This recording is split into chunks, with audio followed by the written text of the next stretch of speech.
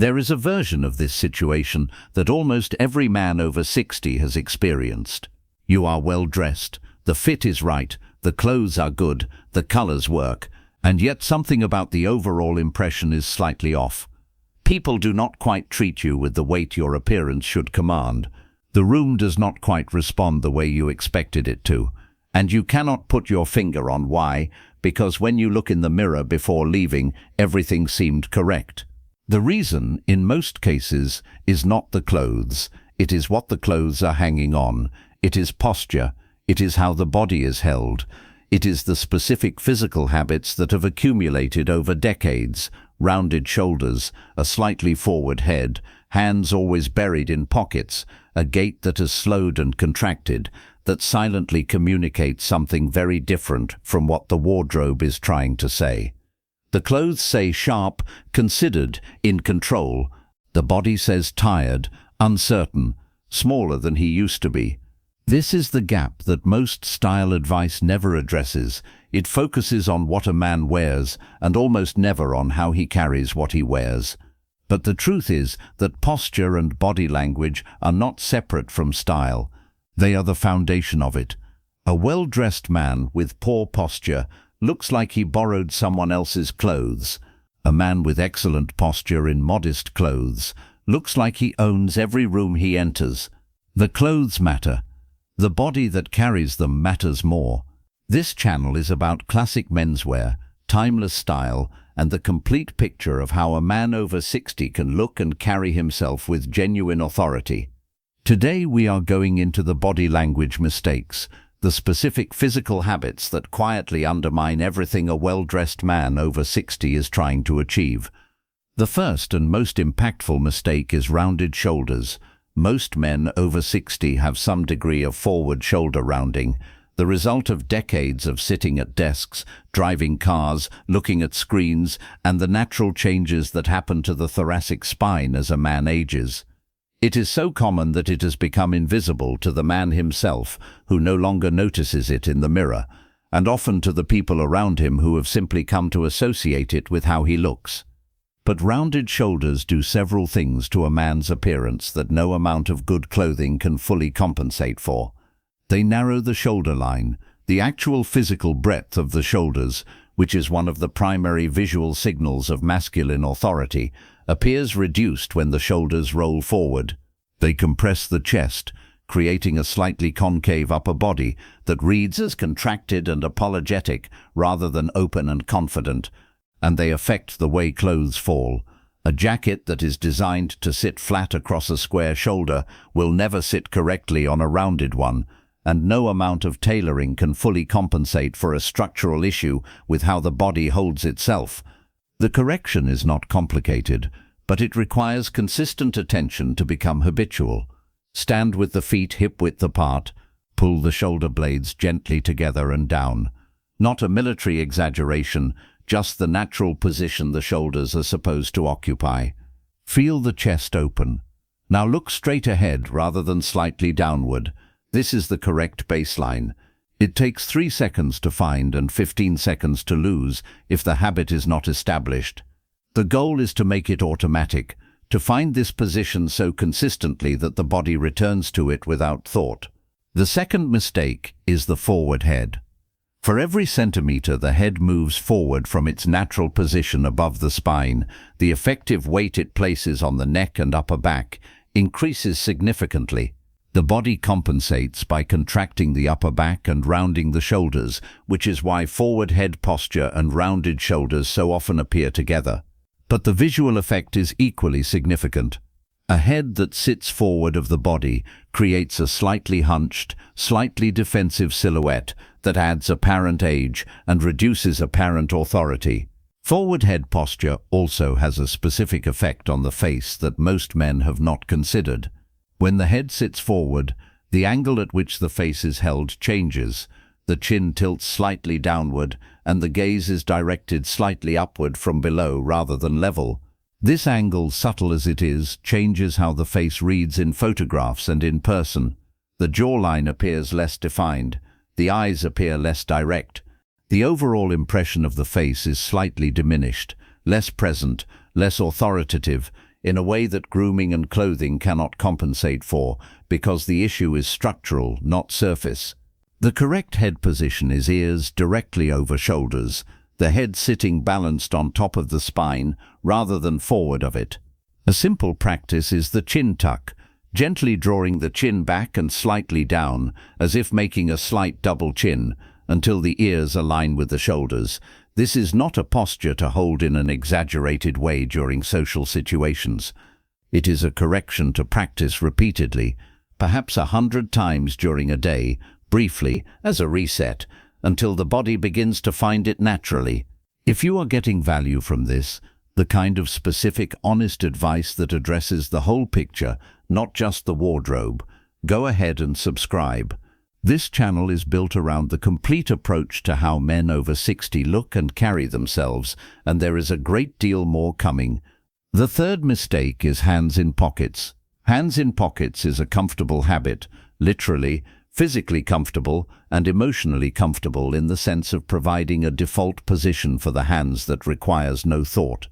But it has specific effects on a man's appearance and perceived confidence that consistently work against him. Hands in pockets rounds the shoulders slightly because the arms being drawn forward pulls the shoulder girdle with them. It shortens the apparent silhouette because the jacket is pulled down and forward at the front pockets. And it reads as uncertain, the universal body language signal of a man who does not quite know what to do with himself.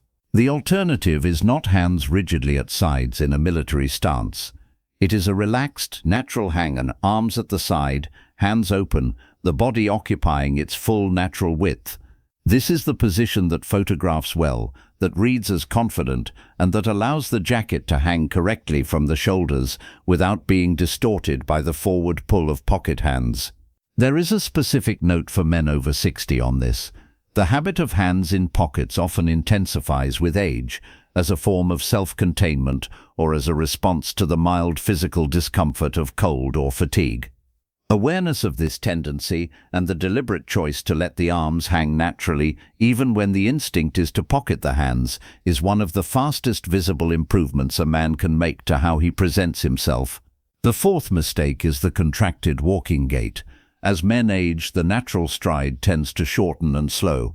This is partly physiological and partly habitual, the body adapting to reduced flexibility and reduced urgency. But a contracted, slow, shuffling walk is one of the fastest ways to add apparent age to a man's overall impression, regardless of how well he is dressed. A man who walks slowly with small steps looks older than his age. A man who walks with a deliberate, unhurried stride, covering more ground per step, moving with visible intention, looks considerably younger than his numerical age and considerably more authoritative than the alternative. The specific detail that most men miss about their own walk is not pace, it is stride length and arm swing. A shortened stride produces a gait that reads as tentative and contracted. A natural arm swing, not exaggerated, simply allowed, opens the shoulder line with each step and creates the visual impression of a man moving through space with ease rather than difficulty. The combination of longer stride and natural arm swing, maintained consistently, immediately changes how a man reads from the outside. The correction is not to walk quickly. Urgency in a man over 60 reads as anxiety rather than energy. It is to walk with intention, long deliberate steps, a slight natural swing of the arms, the head level, the chin parallel to the ground, the gaze ahead rather than downward. A man who enters a room or walks down a street with this kind of deliberate stride commands attention before anyone has had time to register what he is wearing. Now tell me in the comments, which of these body language habits do you recognize in yourself? The rounded shoulders, the forward head, the pocket hands, or the contracted walk? I want to know, because the answer will shape the next videos on this topic. The fifth mistake is the most subtle, but perhaps the most immediately impactful in social situations, the lack of still presence. Most men in social situations they are slightly uncomfortable in fill the space with unnecessary movement, shifting their weight from foot to foot, touching the face or neck, adjusting the watch or the collar, looking around the room. These micro-movements, individually small, collectively create the impression of a man who is not quite at ease, whose nervous energy is visible in his body even when his face is composed. The correction is stillness, not rigidity. A man who stands completely motionless in a social situation reads as strange or uncomfortable, but the deliberate reduction of unnecessary movement, standing balanced on both feet rather than shifting, keeping the hands from the face, allowing pauses in conversation without filling them with physical adjustments. The man who is still, who occupies his space without movement that he has not chosen, reads as completely at ease in a way that commands attention and respect before a single word is spoken. Here is the complete framework. Shoulders back and down, gently, naturally, not military. Head over spine, ears over shoulders, the chin tuck as a regular reset. Hands out of pockets, arms hanging naturally at the sides. Stride deliberate and long, gaze level, pace unhurried but purposeful, and stillness in social situations. Less unnecessary movement, more deliberate presence. None of these changes require a wardrobe update. None of them require spending money. They require only the awareness that the body carrying the clothes is as important as the clothes themselves, and the consistent, deliberate practice of holding it correctly until the correct position becomes the default. A well-dressed man over 60 who carries himself with authority does not look older than his age. He looks like a man who has arrived completely, permanently, and without apology. The clothes are part of that impression. The body carrying them is equally part of it. And once both are working together, the wardrobe deliberate, the posture correct, the movement intentional, the overall impression becomes something that no amount of effort applied to either one alone could have achieved. So here is the challenge for this week. Choose one of these 5 body language habits, the one you recognized most clearly in yourself, and address it specifically, deliberately, every day. Not all 5. 1. Practice the shoulder correction when you sit down. Do the chin tuck when you catch yourself in a shop window. Let the hands hang when you are standing. 1 habit, 1 week, 1 visible improvement. Then let me know in the comments how it went. If you found this useful, share it with someone who is putting real effort into how they dress, but has never been told that the body carrying the clothes matters just as much. And if you are not already subscribed, subscribe now. This channel is built around the complete picture of how men over 60 look their best. In the next video, we are going into the colors that are quietly aging men over 60 and exactly which ones to replace them with. You will not want to miss that one.